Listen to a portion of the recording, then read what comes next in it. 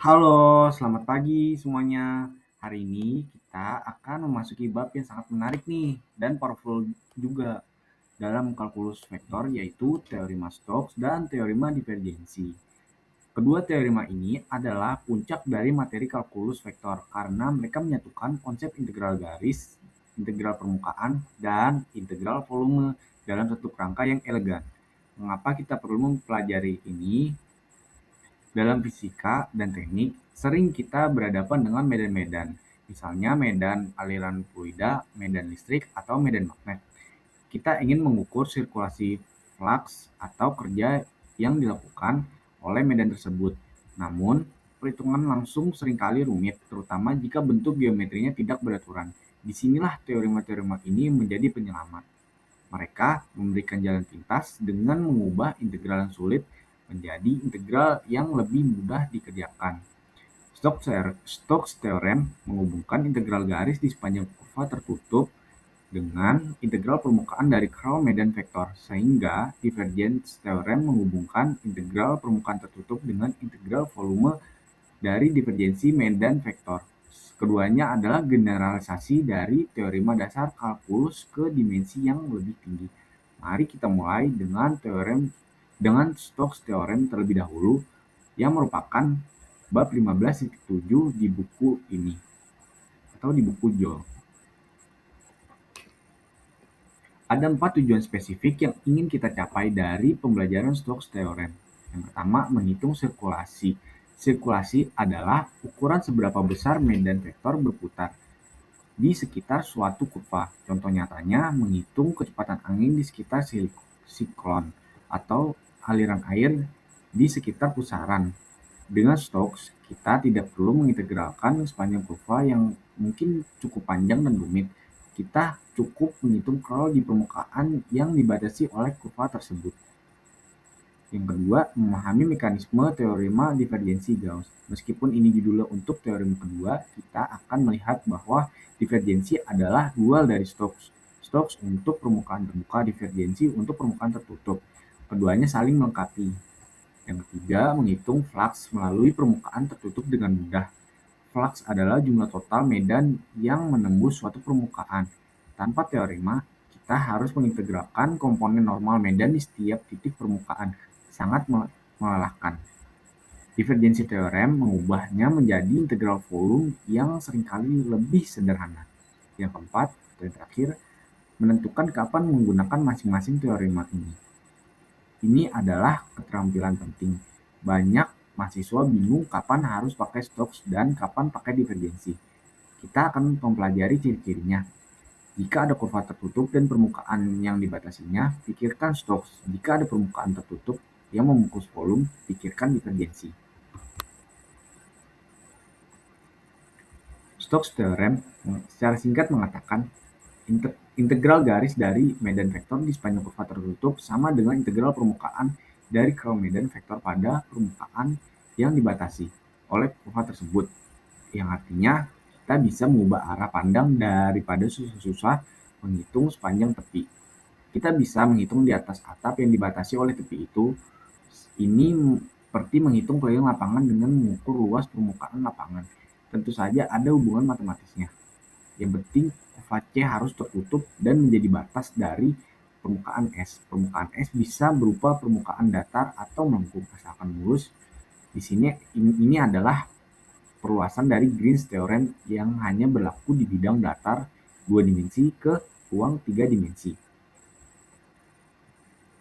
Slide yang berikutnya, mari kita dalami intuisi utama. Stokes adalah generalisasi 3 dimensi dari Green. Green bekerja di bidang XY dengan kurva tertutup datar. Stokes mengangkatnya ke permukaan melengkung di ruang 3 dimensi. Jadi, jika permukaan S datar dan terletak di bidang XY, maka Stokes akan kembali menjadi Green. Yang kedua, hubungan integral permukaan dan integral garis. Integral permukaan dari curl F mengukur total pusaran yang menembus permukaan. Integral garis mengukur total dorongan tangensial di sepanjang tepi. Teorema mengatakan keduanya sama, asalkan orientasi kurva dan arah normal permukaan konsisten dengan aturan tangan kanan. Dan kapan kita akan menggunakan Stokes? Yang pertama, ketika kita diminta menghitung sirkulasi fluida pada permukaan yang melengkung. Misalnya aliran udara di sekitar sayap pesawat ketika integral permukaan terlihat rumit karena permukaan kompleks. Ini adalah yang kedua. Tetapi kurva batasnya sederhana, kita menghitung integral garis sebagai gantinya. Yang ketiga, untuk menentukan yang dilakukan oleh medan vektor sepanjang lintasan tertutup. Sebaliknya, jika integral garisnya rumit, misalkan kurva berbentuk spiral, kita bisa memilih permukaan sederhana yang dibatasi oleh kurva itu, lalu menghitung integral permukaan. Fleksibilitas inilah yang membuat Stokes sangat kuat. Yang slide berikutnya. Inilah rumus sakti Stokes. Integral garis tertutup dengan dr adalah elemen vektor tangensial sepanjang dc. Di kanan, itu tadi yang di bagian kiri, dan ini di bagian kanan. Integral permukaan dari curl F dengan N adalah sebuah vektor normal satuan dan ds elemen luas. Sirkulasi F di sekeliling C sama dengan flux dari curl F menembus S.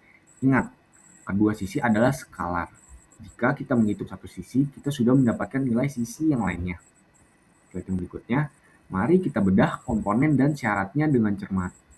C adalah kurva tertutup sederhana, tidak berpotongan sendiri, yang berorientasi positif. Orientasi positif ditentukan oleh aturan tangan kanan. Jika jari-jari tangan kanan mengikuti arah C, maka ibu jari menunjuk ke arah vektor normal N dari permukaan S.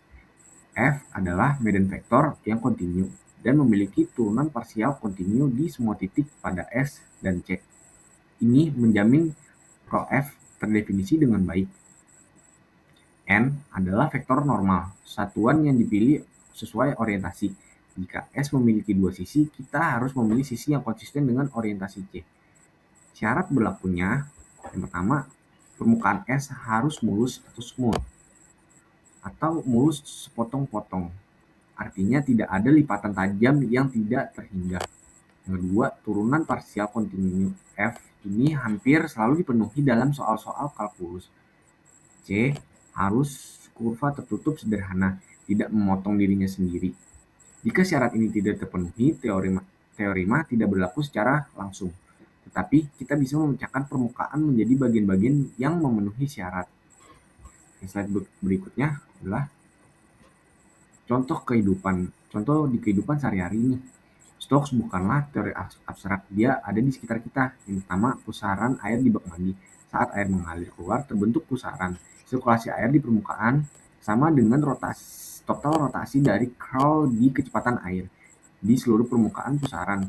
Inilah mengapa pusaran semakin cepat mendekati lubang-lubang curl semakin besar di dekat pusat. Yang kedua, baling-baling helikopter. Udara yang bergerak di ujung baling-baling menciptakan sirkulasi. Insinyur menggunakan Stokes untuk menghitung gaya angkat dengan mengintegralkan ke aliran udara di area atas putaran baling-baling. Ini membantu mendesain baling-baling yang efisien. Yang ketiga, mengaduk kopi. Ketika kita mengaduk kopi lalu melepas sendok, gerakan melingkar sisa di permukaan cangkir setara dengan total pusaran yang tersisa di seluruh permukaan cair. Sehingga semakin cepat kita mengaduk, semakin besar curl dan semakin lama sirkulasi bertahan. Contoh-contoh ini menunjukkan bahwa Stokes menghubungkan fenomena di tepi dengan fenomena di dalam area sebuah prinsip yang sangat dalam. Sekarang kita praktekkan dengan soal yang diberikan medan vektor. F sama dengan X plus Y min Z arah I plus 2X min Y plus 3Z arah J plus 3X plus 2Y plus Z arah K. Kita diminta untuk mencari curl F. Langkah yang pertama, identifikasi komponen skalar. Berikut adalah komponen skalarnya. P sama dengan X plus Y min Z, Q sama dengan 2X min Y plus 3Z, dan R sama dengan 3X plus 2Y plus Z. Langkah kedua, gunakan determinan formal. Berikut adalah rumus-rumusnya. Yang ketiga, ekspansi menjadi 3 komponen. Jadi semuanya itu dibagi satu-satu jadi 3 bagian. Yang komponen I, komponen I, yang komponen J, komponen Y, dan komponen K, komponen K. Berikut adalah komponen-komponennya. Yang pertama ada komponen I, do R per do Y min do Q per do Z sama dengan do per do Y 3X plus 2Y plus Z. min do per do Z 2X min Y plus 3Z sama dengan 2 min 3 yang hasilnya menjadi min 1. Selanjutnya ada komponen Y, min do R per do X min do P per do Z sama dengan min 3 dikurang min 1 sama dengan yang hasilnya menjadi min 4. Berikutnya ada komponen K, do Q per do X min do P per do Y 2 kurang 1 yang hasilnya menjadi 1. Berikut adalah hasilnya menjadi nabla menjadi min 1 arah I, min 4 arah Y, dan 1 arah K. Jadi kalau F adalah vektor min 1, min 4, 1. Nilai ini menunjukkan rotasi medan di setiap titik. Jika nanti kita menggunakan dalam Stokes, kita tinggal mengintegralkan vektor ini di atas permukaan yang diinginkan. Nah, setelah memahami Stokes, kita beralih ke saudara kembarnya nih, di divergence theorem atau teorema Gauss di bab 15.8. Jika Stokes berurusan dengan permukaan terbuka dan batasnya kurva, maka divergensi berurusan dengan permukaan tertutup yang membungkus volume. Stokes mengubah integral garis menjadi permukaan. Divergensi mengubah integral permukaan menjadi volume. Keduanya adalah alat untuk menukar dimensi integral. Yang berikutnya ada 5 tujuan spesifik nih. Yang pertama, memahami divergensi sebagai sumber atau penampung. Divergensi positif berarti ada sumber yang memproduksi flux keluar. Negatif berarti penampung yang menyerap flux. Contohnya muatan listrik positif adalah sumber medan listrik divergensi positif. Muatan negatif adalah penampung divergensi negatif. Yang kedua, menjelaskan hubungan integral divergensi dalam volume dengan flux pada permukaan. Teorema mengatakan total flux yang keluar dari permukaan tertutup sama dengan integral divergensi di dalam volume. Ini adalah hukum kekekalan dalam bentuk integral. Yang ketiga, menerapkan teorema untuk mengubah integral volume menjadi permukaan. Atau sebaliknya, pilih mana yang lebih mudah. Jika volume berbentuk rumit tetapi permukaannya sederhana, misalnya bola, kita bisa menghitung flux permukaan. Sebaliknya, jika permukaan sulit tetapi volume sederhana seperti kubus, kita hitung divergensi di dalam volume. Yang keempat, menyelesaikan masalah flux pada benda padat. Dalam perpindahan panas, difusi, atau elektromagnetik, teorema ini sangat vital. Yang kelima, mengidentifikasi syarat berlakunya. Sama seperti Stokes, ada syarat kehalusan dan kontinuitas.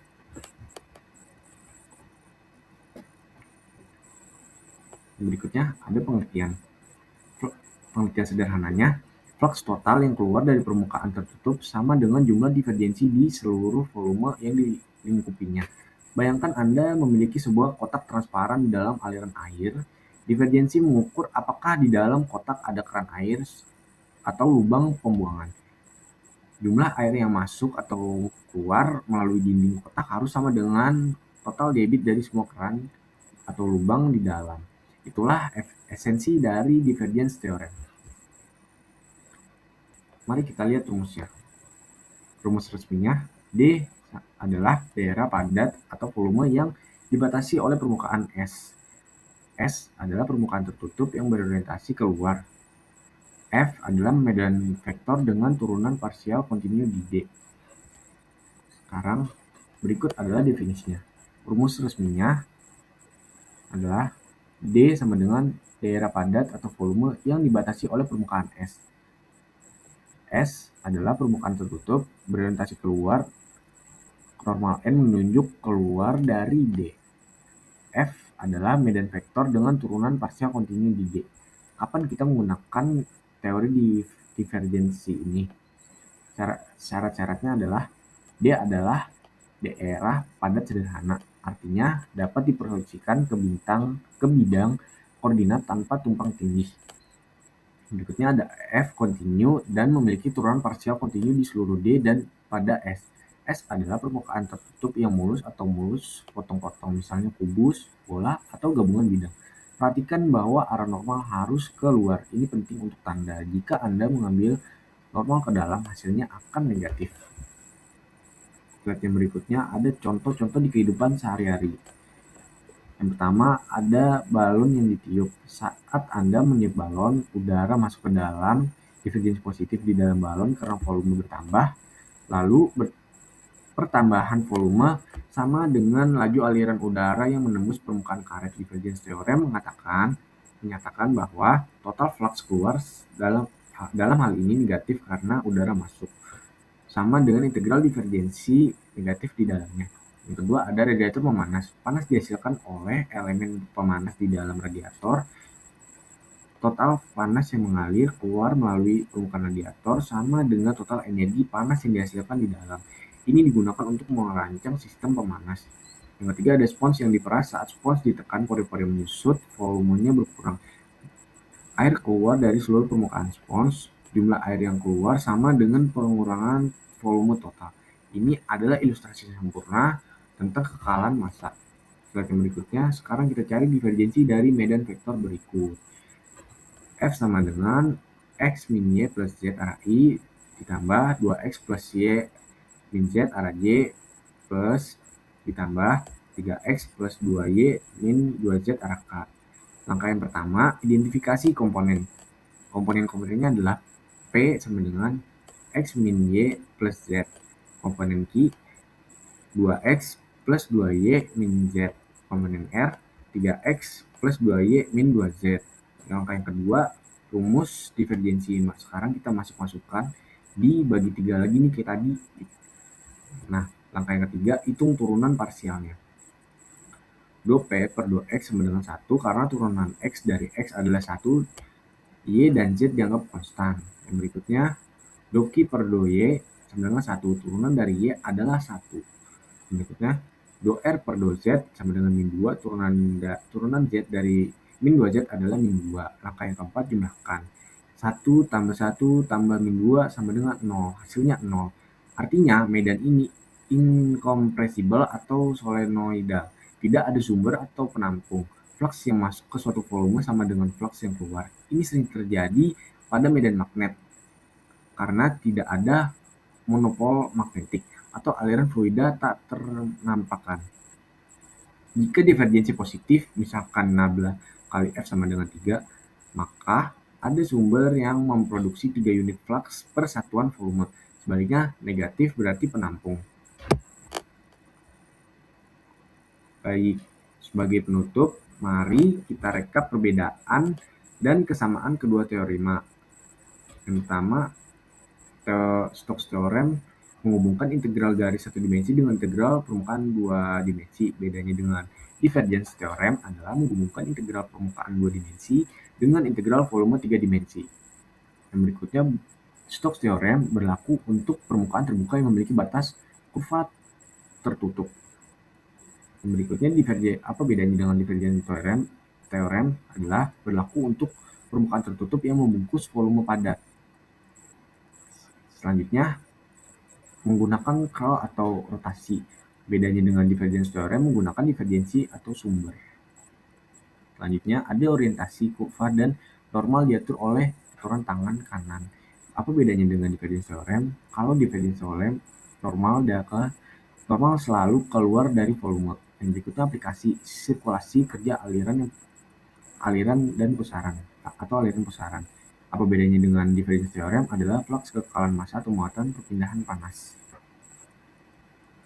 Kapan memilih yang mana? Jika soal memberi